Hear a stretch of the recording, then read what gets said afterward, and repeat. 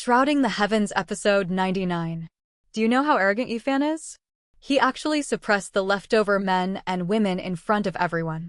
We'll resolve this in a year. Back in the original story, when Donghua was about to escape after seizing the treasure, he was bitten by the Black Emperor. You have to know, Yifan, with his chaotic body, was even bitten until he bared his teeth by the Black Emperor. Let alone Donghua, who doesn't rely on his physique. Although the Black Emperor intentionally wanted to use the beast's skin scroll to send him away, he still felt he couldn't let him off easy. Donghua was fuming. After all, he was always the one robbing others of their treasures. And he was no ordinary person either. Not only was his origin mysterious, but he also had remarkable methods. Facing the Black Emperor who was biting him and robbing him, Donghua immediately pulled out a broken bowl. That seemingly tattered bowl gave Yifan and the Black Emperor a sense of crisis. They didn't hesitate and directly used a divine stone as a sword to slash at Donghua, neutralizing his attack. However, Donghua got the ancient scroll. But this was intentional on Yifan's part. He had already agreed with the Black Emperor to expose his secret. But the act had to be complete. So, Yifan pretended to question Donghua why he took the treasure, declaring that his greed would bring retribution. This also sowed doubt in everyone's minds. However, it wouldn't be so easy for Donghua to leave. He had already been targeted by Yanryu. Facing the demon princess wielding an emperor's weapon, Donghua felt as if facing a formidable enemy. His expression was cloudy and uncertain. On the other side, Yifan, paying no attention to Donghua, secretly asked the Black Emperor if he could help him seal the three geniuses inside his skull. Otherwise, once the chaotic mist wore off, the consequences would be unimaginable. The three geniuses were all extremely powerful. This matter was also somewhat difficult for the Black Emperor. After all, the materials needed for this task couldn't be gathered in a short time. But Yifan suddenly thought of the 9 mysterious grains and drew them out. These grains didn't require other precious materials, they only needed to be engraved on his chi. Outside, the flags Yifan had set up earlier were being gradually dismantled by the people from the Holy Land. But Yifan was still a step faster. Before those people came in, he successfully engraved the 9 grains. The Black Emperor was very surprised to see those grains. Being related to the shameless earth, he naturally recognized them. The grains contained Dao patterns known only to the earth itself. He hoped Yifan would hand them over to him. However, the others didn't notice Yifan's actions. Everyone was staring at Donghua. After all, he had obtained the ancient scroll. After pulling out Yifan's flags, more than 10 people walked in. They all looked middle-aged, but each of them was extraordinary. There was Kong Tang, the disciple of the Peacock King. It was he who had chased Ji Haoyue until he had nowhere to go, nearly dying outside. There was also someone thought to be from the previous generation of the Yaoguang Holy Emperor, who even back then almost became the holy son of the Yaoguang Holy Emperor. There was Chu Linkong. His expression was very unpleasant. The holy son and holy daughter of his Yaoguang Holy Land had been suppressed by one person. But what he didn't expect was that Yifan would utter such arrogant words, saying he would suppress the holy son and holy daughter for a full year before returning them to the Holy Land. Immediately, everyone's expression changed. A small cultivator of the Dao Palace secret realm dared to suppress the descendants of the Holy Land. If this were spread, it would surely shock the world. This courage alone was rare in the world. However, the Ji family disciples also recognized that this person was the thief Yifan they were pursuing. Therefore, Ji Yuanqing of the Ji family slowly spoke. How audacious, daring to come here. He gave off an ethereal feeling. This was a sign of having cultivated the Void Sutra to an extremely profound, forbidden level. If the Ji family hadn't produced a divine-bodied genius, Ji Haoyue, the future position of family head would definitely have been his.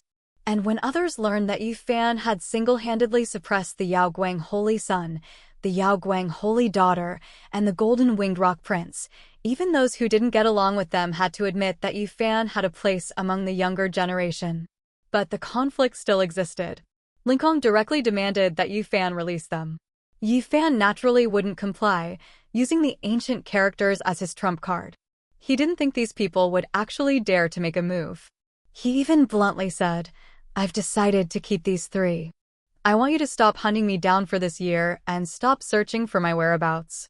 If you do that, I'll release them after a year." The two sides were still in a standoff. And there was a small interlude. Sensing that something was wrong, Donghua tried to slip away. However, he was stopped by Kong Ting, the chief disciple of the Peacock King. Donghua didn't dare to force his way out. With a wronged expression, he declared, "This poor Daoist just wanted to go out for some fresh air." While everyone was in a standoff, the Temple of Light experienced a violent tremor. This was the underground palace of the five-fingered Great Emperor, where three terrifying coffins were suppressed. And now, they were reviving. However, this time, it wasn't just the older generation experts who arrived, but also great powers like the Peacock King. 800 years ago, the Peacock King's divine might was unfathomable. He swept across the southern wasteland, shocking all. He had fought great battles against both the Yaoguang Holy Lord and the Ji family Holy Lord, and had never been defeated. Suddenly, a terrifying being was intercepted by the Peacock King. The aftershocks of the battle were about to collapse the palace. To protect themselves, everyone had to seal the gate. Yi Fan also had the thought of escaping because the old Peacock King had arrived. This was a major figure of the demon race, with overwhelming battle prowess. He possessed the fastest speed in the eastern wilderness, causing headaches for all the holy lords. But due to the obstruction of everyone present, it was almost impossible for Yi Fan to escape. But he had already prepared. Using the mystic cloud platform of the chaotic mist, he teleported and calmly left. At this moment, Donghua rushed over like a ghost. He didn't expect the mystic cloud platform to traverse the void. As a result, the mystic cloud platform suddenly shattered, sending Donghua flying.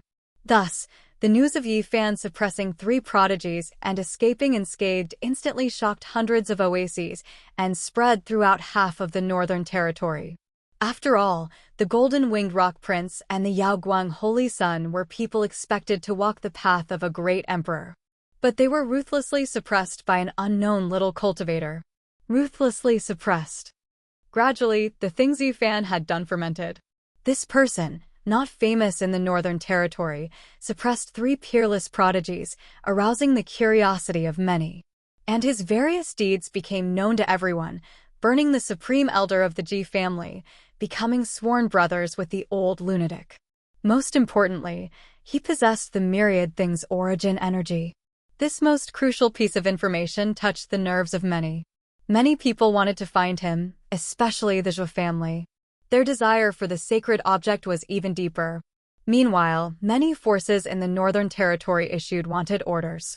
The entire Northern Territory was swept up in a wave of fervor to capture Yi Fan. Anyone who could provide relevant clues could receive 3 square units of source. What a generous offer! And there was an even greater reward to follow. If someone could accurately provide the location of the young Yi Fan, they could receive 30 square units of source, a full 100,000 gold coins. A truly astronomical price. Among those harmed the most by Yi Fan, none suffered more than Li Ruoyu of the Tai Xian sect. The Tai Xian sect leader kept giving Yi Fan's master, Li Ruoyu, a hard time. "You've really raised a good disciple, making even the Holy Lands restless." His actions put a lot of pressure on the Tai Xian sect. Now that Yi Fan's fame had risen, sect leader Li Ruoyu brought him up again. Although everyone hoped to have a disciple whose name shook the world, there had to be a limit. Otherwise, it would be a great disaster.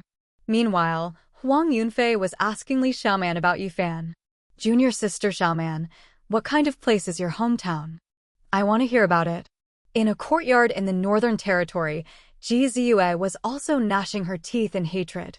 That Yi Fan is causing trouble again. However, Yi Fan hadn't captured her brother, Ji Haoyue, which she considered a sign of respect. She decided not to pursue it further. Not just the younger generation, but the older generation was also discussing this matter. But they were mostly mocking the Yaoguang Holy Land and the old Peacock King. It could be said that for over half a month, the situation was turbulent and the Northern Territory was far from peaceful. Yet no one could find Yi Fan. And Yi Fan, at the center of the incident, was using the great change of heaven and earth technique to gamble at stone gambling houses in various places, occasionally threatening the three prodigies. He was living quite comfortably.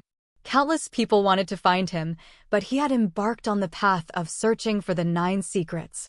During these days, the 3 peerless prodigies were locked up tightly, persistently trying to break free. But after Yi Fan threatened to suppress them in a latrine pit, they finally gave up on martial arts. And Yi Fan finally had time to examine the things he had obtained. The sacred cliff, near the central region of the eastern wasteland, was where the 9 secrets were hidden. Yi Fan asked the Black Emperor about the sacred cliff. But the Black Emperor's reaction was unexpectedly strong. It turned out that a great emperor had once leveled the sacred cliff.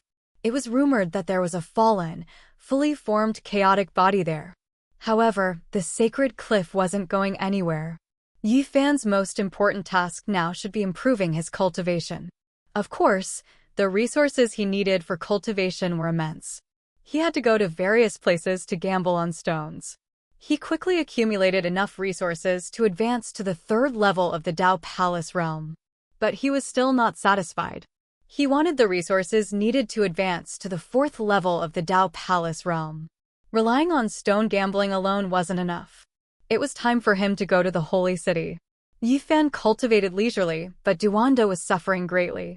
This unscrupulous Daoist had extraordinary methods. Surrounded by numerous experts, he actually found an opportunity to escape. But the others obviously wouldn't let him off. Whether it was the ancient scroll in his hand or the shameful things he had done, all the major forces spared no effort in pursuing him. Wu Dao of the 13 bandits even personally took action. But Donghua was still Donghua. Even Wu Dao couldn't catch him. Someone saw that after half a month, Donghua had lost a lot of weight and was covered in blood. But the only surprising thing was that he was still alive and kicking, showing no signs of dying. Yi Fan was also very surprised when he heard this news. That damned fatty is really lucky. However, the ancient scroll had indeed been thrown away by Donghua. Numerous Holy Land descendants fought over it. After Yi Fan learned about this, he decided to return to the ancient village first. With the power of the Holy Lands, they would soon figure out that the ancient scroll recorded information about Mount Z. They would most likely sit down together to discuss this matter. Exploring Mount Z, he didn't want the Stone Village to be affected by this, so he wanted to relocate the people of the Stone Village first. And when the people of the Stone Village heard Yi Fan's words, they found it difficult to accept. They had lived there for generations. Suddenly having to leave, everyone fell silent. It was Donghua who stepped forward that finally convinced everyone to leave. But things weren't that simple. When the Black Emperor went to Mount Z to check the situation, he unexpectedly saw a figure wearing a Daoist robe. Yi Fan initially suspected that the person was Donghua, but the Black Emperor denied it. And soon, that Daoist went to the Stone Village. Yi Fan was worried about the Stone Village. Although such a figure would most likely not harm ordinary people, if that Daoist was related to Mount Z, things could be different. When Yi Fan arrived at the Stone Village, he learned that the Daoist wanted to use source stones to buy Donghua millstone. Yi Fan saw the Daoist. The Daoist robe he wore was clearly not from this era. Yi Fan didn't act rashly. The Daoist didn't pay him any attention either. After buying the millstone, he cut it open directly. There was nothing inside. But the Daoist didn't give up. Instead, he wanted to pay an even higher price, declaring he would use 20 caddies of source to buy Donghua's stone roller. The people of the Stone Village were quite shocked. Could it be that this stone roller and the millstone had some special origin? But after thinking for a long time, Donghua couldn't come to any conclusion. He only knew that his Zhang family ancestors had been using them for generations. Suddenly, Donghua's expression flickered. Could it be that these two things were heirlooms left by his ancestors? You have to know, the ancestors of the Zhang family were all Yuan Tianshi, extraordinary people of their time. Therefore, Donghua refused the old Daoist, not planning to sell him the stone roller. At this moment, a strange sound came from Mount Z. The old Daoist was the first to sense it. A terrifying aura spread out. At this moment, he didn't seem like a person, but more like a colossal being, like a savage dragon that hadn't seen the world for 10,000 years, almost causing the surrounding people to collapse on the ground. Yi Fan was very surprised. The Daoist's mere unconscious action put immense pressure on him. The Eastern Wasteland, this ancient land, truly had talented individuals emerging in every generation. Do you know the true background of this old Daoist? To know what happens next, follow us. We'll continue in the next episode. See you next time.